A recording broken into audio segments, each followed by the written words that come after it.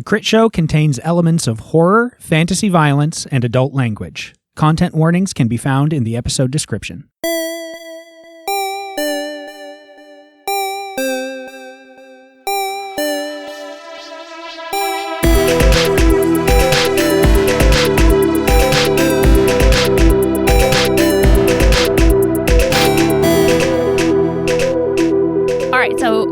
Question for y'all.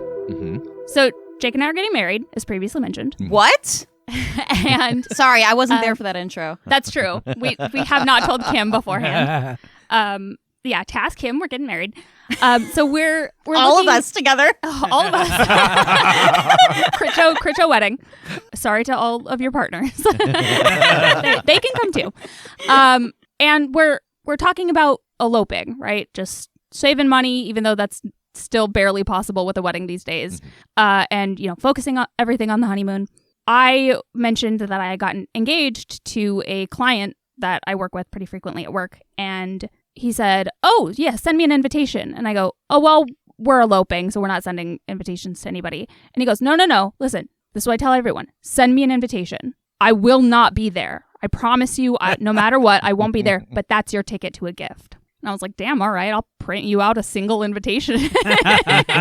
So I mentioned this to Jake. We were talking the other day, and he said, we should just send invitations to like celebrities and be like, maybe they'll read it, maybe they won't, maybe they'll send something. And he was like, yeah, let's send one to Obama at his Hawaii house. Because we passed by it while we were there. So we were talking about like who else we should send to. And so I'm wondering, like, who do you guys think is like the celebrity we should send a random invite to our elopement? Like, if we were doing a full wedding and you guys got invitations, those are two big Fs. What celebrity would you give your invitation to? The single person. I have seen lists of people that will give you stuff. Absolutely, that do send stuff, and it's like a weird list. But because of that, and because I'm a huge fan anyway, I am absolutely sending an invitation to Robert Englund, aka Freddy Krueger himself.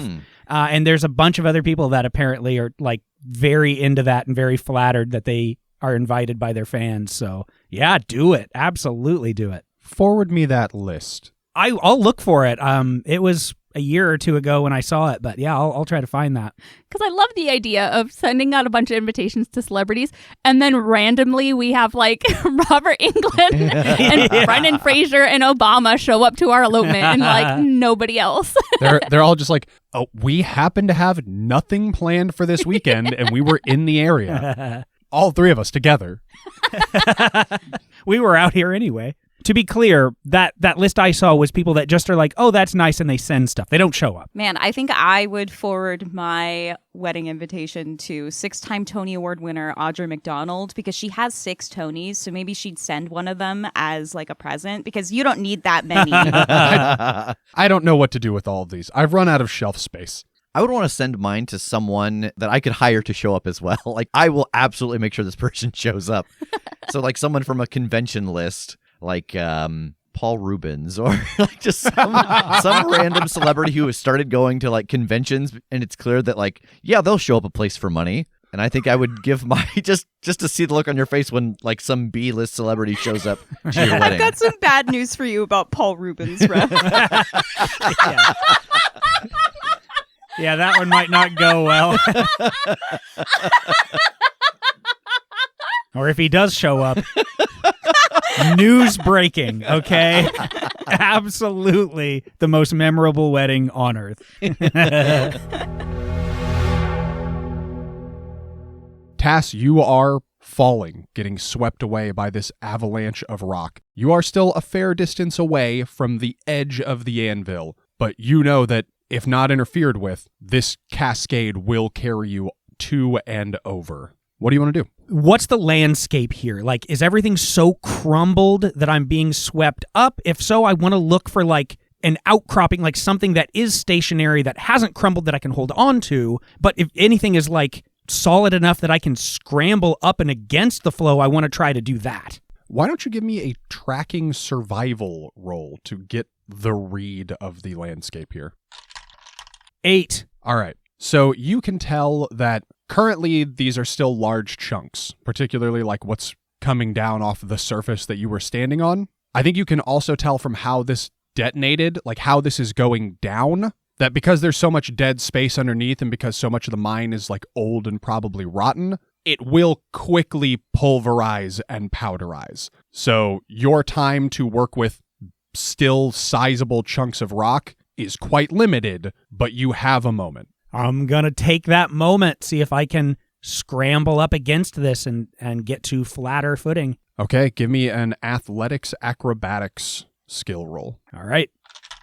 Even with my -1, that's a 10. Woo. Wow. You are able to react quickly, get purchase on some of these larger chunks before they crumble into nothing, and scramble up and out of this rock flow and back onto solid ground adjacent to the mine entrance. And a moment later, you are just looking down through what is now a chasm at the rest of your squad standing near the mine entrance in front of this pile of stone. What's taking you so long? Had to get some of the dynamite really in there. Went fine. It's all fine. And I'm just clinging to the edge, just holding on. Well, let's go before the ghosts make their way up.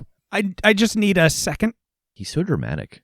Well, it's probably a good view up there. That's true. And I just slowly inch my way over and lower myself to the ground. Let's go. Let's get the fuck out of here. Yeah, you all have dealt with the circle and now collapsed the mine as well. You know that will take care of the zombies or whatever the living corpses are down there. Is there anything else you all want to do before you depart? So, what do we think happened to the ghosts? Well, I assume they're still in there, right? Well, I mean, a lot of it's just gone now. Yeah, I wonder if, like, a ghost haunts a certain place if that place doesn't exist. Are they still bound? Oh, yeah, like if a ghost is haunting a house and then you put that house on a semi and move it, is it haunting the house still or the land that the house used to be on? So either those ghosts are just haunting the rubble or they're now haunting whatever is over the edge at the bottom. Cam can fly. He'll find him. Yeah, that's true. Where is he? I thought he was going to show up when we needed him, and we didn't really need him. Oh, that's true. Yeah, we never really got close to the ghosts, so... I mean, in my vision, he was flying around and he was doing his thing, so, I assume that the ghost mine is on his list eventually. It's just, it was going to move up in the list of priorities if we were being actively attacked by ghosts. And with the Helldowns being a ghost town, there's nobody really nearby in danger except us. Sure, let's leave then. Yeah, I'm okay with leaving. I want to get as far away from the edge of this thing as possible, please. Yeah, get the collapsible lift loaded back up and head back to the train. Okay. Any reason to stop back off in the Helldowns on the way through? Just to admire that sign one last time. All right. It is about 5 hours ride back to the train, but you are able to get back on board. What's the plan from here? So we don't really know what we're looking for in Lost Hope. No, we just kind of have a area. Yeah, God. Yeah, how small can we triangulate that? I mean, the exact center pretty closely when it comes to how far the outlying adjustment circles might be. There's no way to know. But I did get the impression that it's as deep or deeper in the ground than the one we just dealt with. Oh no, so maybe another mine or... Like a canyon? Yeah, I hope it's not over the edge or something. I mean, we did that once already. We could do it again, right? I meant Oh, you mean at the bottom? at the floor, yeah. I don't think the lift will go that long. I don't think we have enough rope to take the lift down that far. Yeah. Well, yeah, there's really no way to know until, we see what that area looks like. But, I mean, we're heading into Monster Town. That's not really any sort of settlements or civilization that we know of, right? It's just kind of free-for-all out there. Don't really know. Yeah, I mean, it's always possible that some group of creatures has joined together in some kind of society, but it's definitely never been spoken of to us. I wonder how many kaiju are over there. Probably a lot. Think I'll see another one? I can't imagine that you won't. Okay. I wish you weren't so excited by that prospect. I'm just getting ready for battle plans for battling the plans. From my understanding, a lot of the people in kaiju movies die. Not the named characters. Not the main character. Oh, I'm not a main character. Yes, you are. I'm a guest. No, that is not true. Do I have a last name? You don't know. You don't know. Get the hell out of here before one of these things kills Rev. That's a good point. You have a first name, but if not a last name, you're in danger. Right? I've seen Galaxy Quest. That might help us. Having seen Galaxy Yeah. Quest? Go on. I don't know. Wasn't there there's some scenes where there was a rock monster? Yeah. Yeah, it was kind of like rocky terrain. Maybe just thinking about to an extent, this is an alien world. Though when they fought the giant monster in Galaxy Quest, they just had to run away. Yeah. I think you just did that part. I did just run away from a lot of big rocks. Yes. Okay, this is full circle. This is just Galaxy Quest 2. Thought it was Cowboy World. Surprise. Thanks, everybody, for joining us on Galaxy Pals, where we talk about Galaxy Quest and speculate on possible alternative plot threads. If you'd like to learn more about our Galaxy Quest fanfiction, listen to a very specific episode set of Hero Salad. Support us on Patreon. Well, what is this going to look like? Are we setting something up? Is there some magic-y thing one of you can do to, ping an area? I don't know, a rune finder or something? Because otherwise, we're just going to spend months walking up and down, back and forth, hoping we find something. I mean, if there's anyone to talk to over there, which there might be, I don't know. I mean, if that's a whole area that is just full of weird monsters, then I feel like we just want to go to the weirdest, most monstrous part of it. Well, I mean, again, I can take us to the location. It may just be very far below us or above us, but I think below us. Knowing the exact center, the exact location, can you tell how far away from the tracks it is? Do we know where the tracks go further along? I mean, I assumed it was a circle, a perfect circle. Sure, if we're assuming it's a circle, then yes, I can tell you that. Based off of the tracks that we've been on so far, is there any reason to think that it would deviate from its path? Or is this not a perfect circle? I don't know how train tracks work. Only thing I know is the ones you do at Christmas time to go around a tree. And you're thinking of the anvil as a tree. Yes. More so, the tracks only come in 3 different shapes.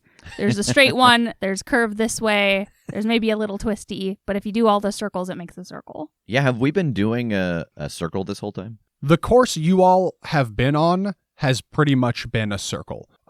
There are other offshoots of the rail and parallel tracks and stuff, just none that have had any relevance along your route. And I would say the tracks you're on aren't a perfect circle, but yeah, I mean they're generally hugging a perimeter from the spike on their way around. That's at least good enough to get us in the ballpark of knowing if we're going to have to travel to the edge again like we did at the mines, or if it'll be somewhere where we can access the workshop easily if we need to. Okay, so having the 2 points that we've dealt with, can I try to figure out where to stop the train, assuming that the track continues in a circle? How would you narrow it down? Knowing that the triangle doesn't need to be equilateral or anything anymore. You know that this one's below grade, but it could be in a pretty substantial region and still make, 3 points that make a triangle. How would you narrow it down? Have we seen any rune modifiers at the other locations, things that indicate oh, this one was made bigger or this one was made smaller? Or I don't think you have gotten a good look at either of the circles so far.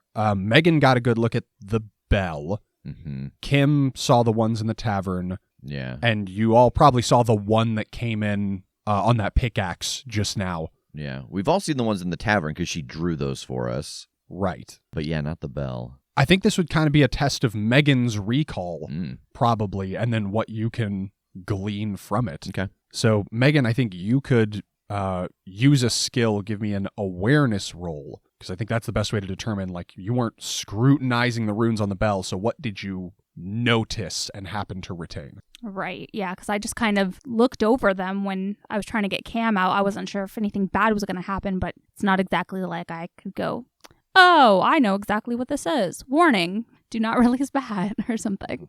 It's a 5. Woo! Yeah, she sketches out what she can remember of the runes and the pattern. And Rev, it does seem like there is a size modifier involved here, that you think you're going to be looking for something actually pretty pinpoint out there, fairly small. Okay, so in here, there is a size modifier, but I think it's one of the ones that makes it smaller. So, theoretically, we know the location of where the mine was. We know where it was in the city, and those were, bigger ones. So, we should be able to place that equidistant bigger one and know that within that bigger one, there's a tiny one someplace. I'm nodding along with every word with so much confidence. That sounded great. Yeah, I'm a little nervous at how confident he sounds, and I think you can see that I'm nodding, but then I'm also taking a pencil and looking at the runes and adding another line in there that I think I forgot, and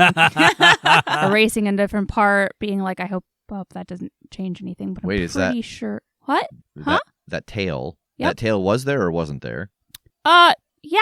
No, it was it was there. Okay. Yeah. I mean, I saw the bell for a second. That looks familiar. Yeah, I reach over and I put the line back that she erased. Yeah, so all told, I think this gives you a radius that you feel fairly confident working within. Okay. And it's that big circle, so it's still might be a decent bit of hunting. Yeah. But you have a general idea of where along this route it will be and how far off from the center it will be.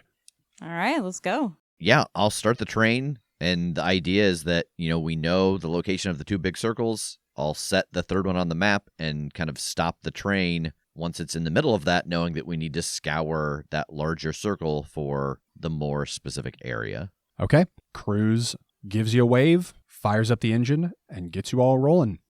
Jake, you have just seen through the eyes of this other you. They are currently on Keeley Island, on the docks in that small village, and by the look on Nia's face, you understand that she doesn't know it's not you.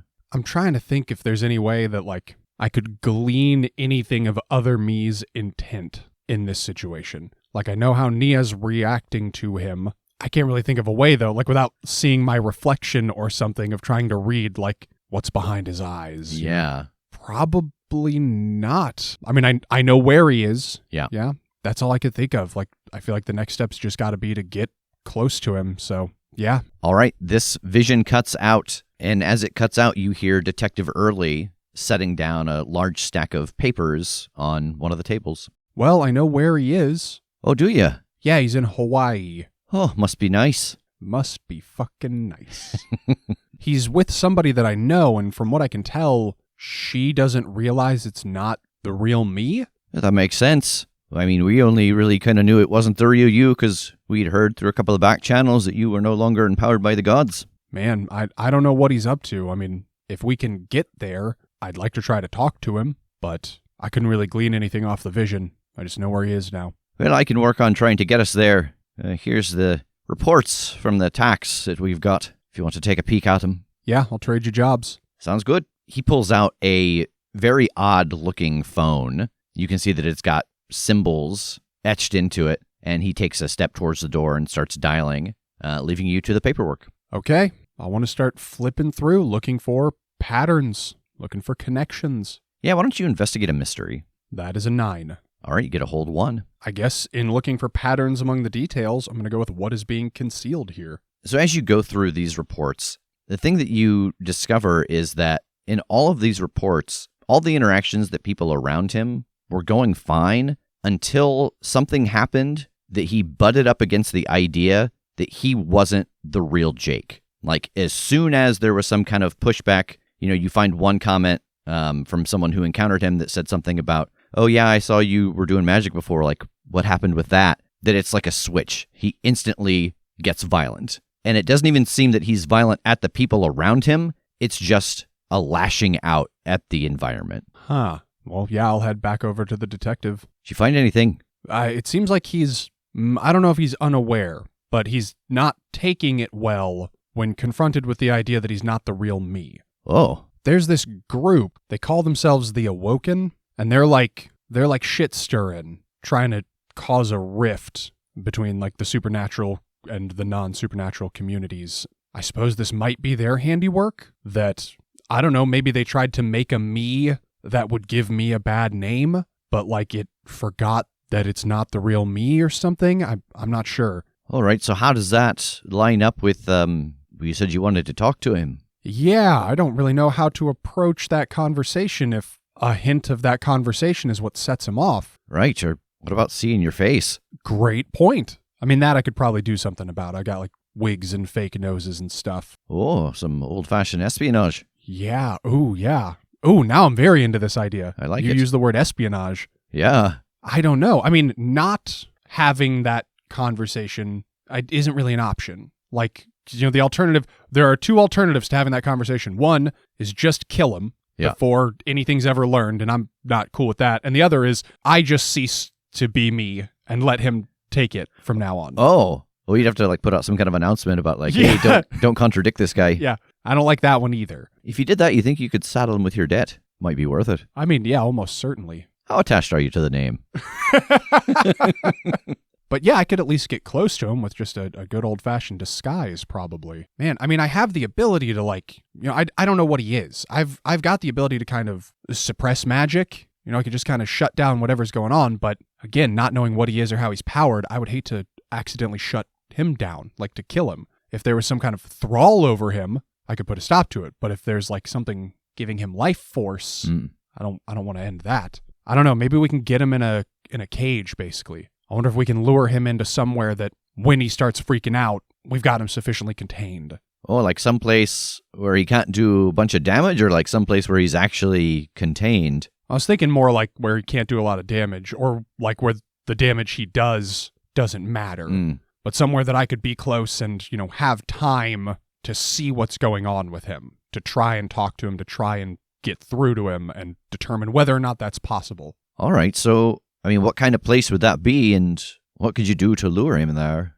To your second question, if he thinks he's me, I know the kinds of things that would get me somewhere. Somebody being in danger, some clue, a scent of something that worries me. All right. As far as where that is, though, I don't know. Does it seem like he genuinely has the powers I had? That seems legit? Is he smashing shit with a hammer, and is he teleporting or anything?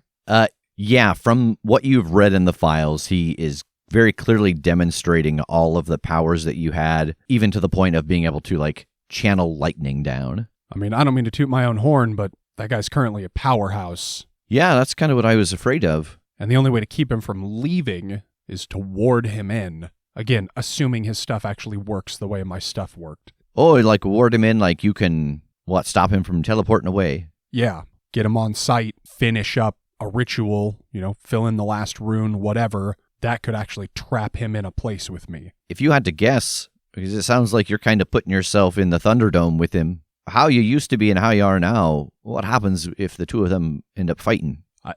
Toe to toe, I'm going to die. So can we pick a spot that's advantageous to you as you are now? I love that. You got anything in mind? Well, I'll be quite frank. I don't know. What can you do now? I know that you're a magic user, obviously, and you've been kicking up quite a stir inside the Order. So it seems like you got a set of skills on you, but I just don't know exactly what they do. I just hear stories of kind of chaos and a wee bit of destruction. But it seems that's applicable too to the way you were before, so I don't know what's magic and what's just kind of your vibe. That feels a little reductive. I feel like I keep a pretty good lid on it. Oh, yeah? I could bring in the stack of reports I got on you. According to my checklist, there's at least 6, because I think that's how many points I spend. I've got 6 reports on you. Let's say otherwise. I can do, general elemental magic. I can do fire. I can do lightning, blasts, walls. Like I said, I can kind of do an anti-magic. I can turn into a monkey. That's relatively new. I don't know. I would have just kind of considered myself like a wizard, for lack of a better word at this point. What do you call yourself? Just detective? Yeah. Like I said, my magic's different. It's, kind of the opposite. I just put my focus on it and it kind of stops. Yeah. It's why I'm good at hunting down magicians who, not magicians, but I'm not going after. They're easier to hunt down than wizards, probably. Yeah, it makes me a good person to go after rogue wizards. So, monkey and elemental magic. Okay, well, what could you do before? What kind of things do you need to either be there or not be there to hamper the other guy? Well, he can just kick ass in a melee really well. So someplace where you can get distance but still got perhaps open sight lines. I guess I don't know how your magic works. Yeah, I think we've got to operate on sort of a Batman v Superman mentality here. Yeah. Like, I need to be able to move about, keep distance. Yeah, but still have eyes on him. Yeah, be able to have, like, maybe set up traps or something along the way. You thinking, like, nature or urban? We can maybe do a bit of both. There's a facility in the Amazon where some people I know constructed and launched a rocket that, to my knowledge, is now sitting unused. Oh, so like surrounded by the veg. What? Nothing. I love your hip lingo. I like your words.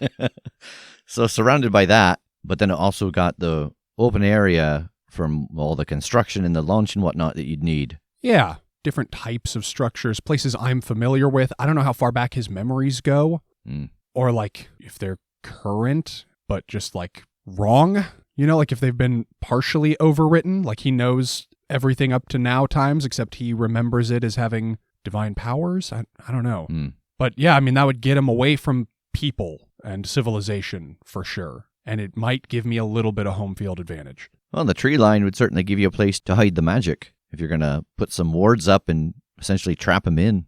That's true. And then I just need to leak him a little bit of information that'll get him to come looking. So the Amazon, not Hawaii then? I suppose. If we go right to him right now, he's just going to freak, probably disappear. I don't suppose you've got a rough estimate of where this place is located. I know more or less exactly where it is. All right, well, if you can get it sorted out on a map for me, I can at least get us close. Sure. Anything you want to gather up before we try and go? I mean, generally speaking, the things I do don't require a lot of material preparation. Let's see, what can he do? I mean, as far as like the hammer and the armor go, those are just things. I might be able to take those away from him. I don't think I need any special tools for it. We're already talking about how to trap him so he can't teleport far away. Might be able to do something about the lightning call. Is James around here? Yeah. Hey, James.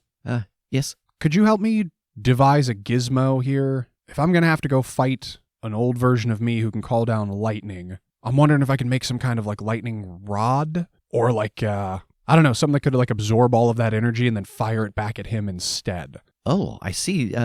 Something like a lightning rod, like you said, to pull the electricity down and then just channel that same electricity back at him, or? Yeah, or even like, I don't know, sort of serve as a reserve fuel cell for me. I mean, I can shoot lightning, so if I could just make a way to collect it instead of being stricken by it. Well, I do have the suit that I used in my travels that I used to collect ambient magical energy, which allowed me to make my jumps between dimensions when the time came. It is a full suit that you have to wear, but it can hold a great deal of energy in the backpack. And can it like take it all in at once? Oh, yes. Well, can I at least borrow it? Yes. All right. Well, yeah, I'll pack that up then for the journey. I don't imagine you need the legs or the gloves or the helmet, just the torso part of it. Okay. I don't imagine we probably wear the same inseam. Yeah, I think that might be it as far as packing up equipment. So otherwise, I think the rest of this is just going to be like carving runes and doing magic. And, you know, I don't use consumables. Mm-hmm. I've got my focus and everything, so. You get all of that gathered up, and Detective Early helps you carry one of the bags outside, and there is a dark sedan parked near the entrance, and he climbs into the driver's seat. We drive into the Amazon? No, we got to drive to the main headquarters of the Order of the Ley Line, and then we'll drive to the Amazon. Oh, okay. I'll get in the passenger seat. He starts the car and pulls out into traffic, and he drives about 4 blocks away and pulls into a small car wash station. And he reaches in his wallet and pulls out this pink metallic token and feeds it into the machine. And he pulls forward inside of the car wash, and as the foam starts to fall around the car, you realize that in the foam you can see another place.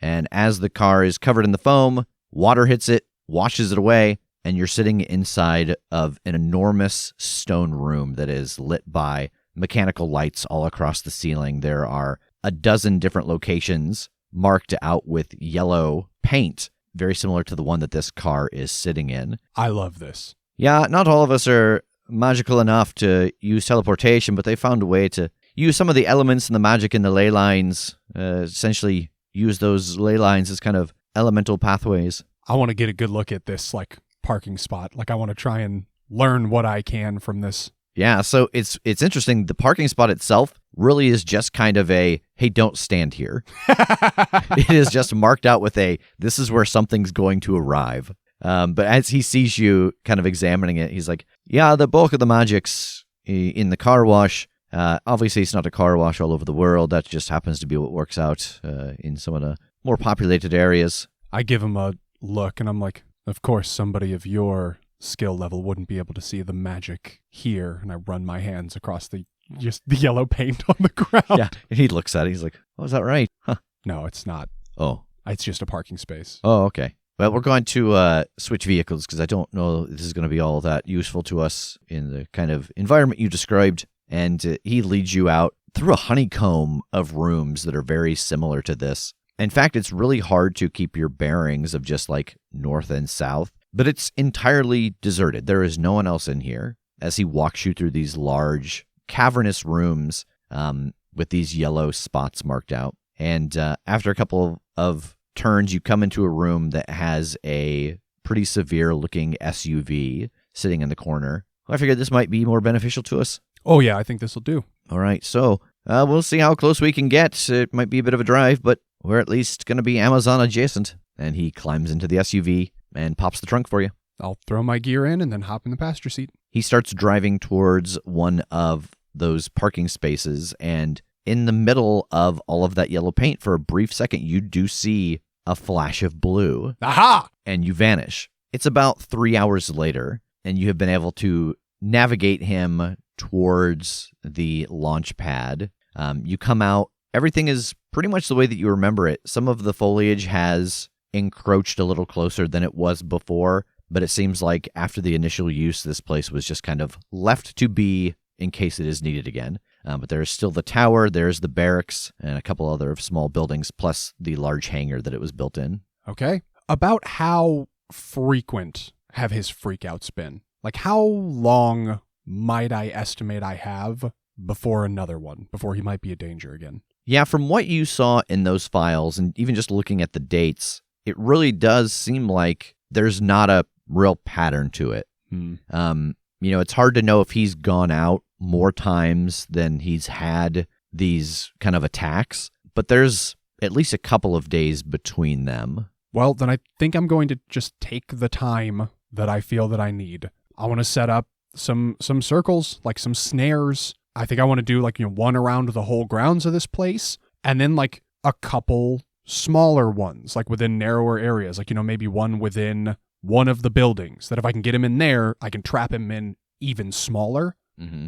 And just kind of leave all of them one piece away from completion so that I can get them on the premises, fire off the big one. And then depending on where this leads us, maybe into a smaller one, fire it off. Maybe into a smaller one, fire it off. How much time do you want to use to scatter these around the location? I mean, I think I'd be willing to give it at least a day. Okay, so 24 hours, we'll say. So in addition to, you've got the big one. That's the main setup, and to trigger these, you'll use magic. But we'll say that in addition to the large circle, give yourself just 4 hold, and those are 4 other circles you've set up that, as moments come up narratively, you can tell me that one is there. Okay, all right. And as I'm setting these up, I'm just generally refamiliarizing myself with this place, trying to keep in mind potential advantages. Yeah, I think it makes sense that because of the location and the time you're spending, I think you also get a +1 ongoing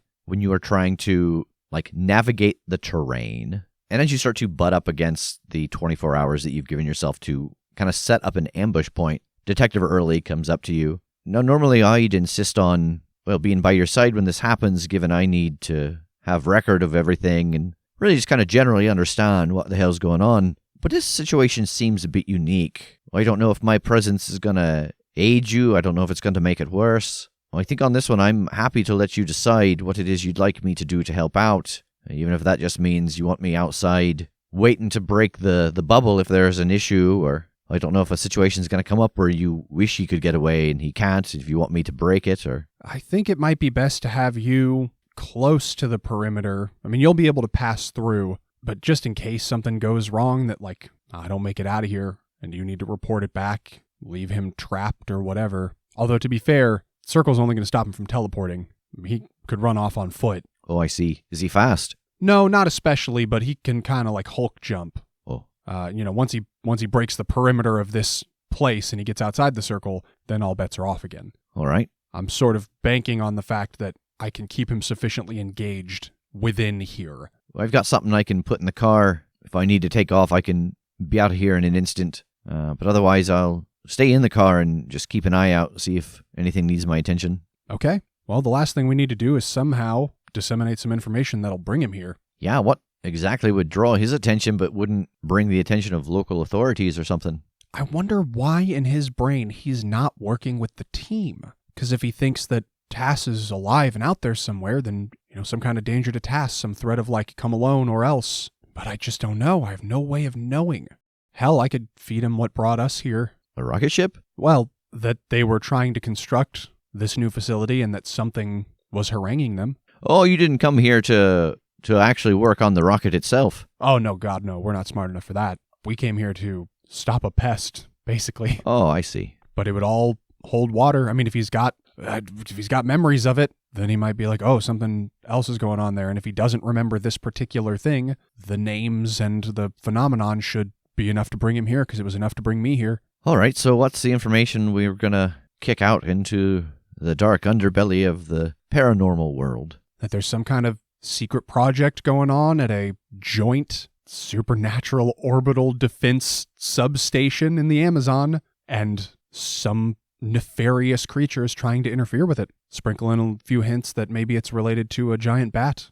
The two of you get this information out, and you start the waiting game. And you're absolutely right. It is you, so you know what would bring you. I think it's probably 2 days later, and the sun is just starting to set, but very rapidly, the setting sun is covered with clouds. It is like some force of nature is just moving storm clouds here. And there is a loud clap of thunder, and the darkness is illuminated by this stab of lightning from these clouds. And there, standing at the center of the launch pad, is you, hammer in hand, eyes moving side to side, looking for a target.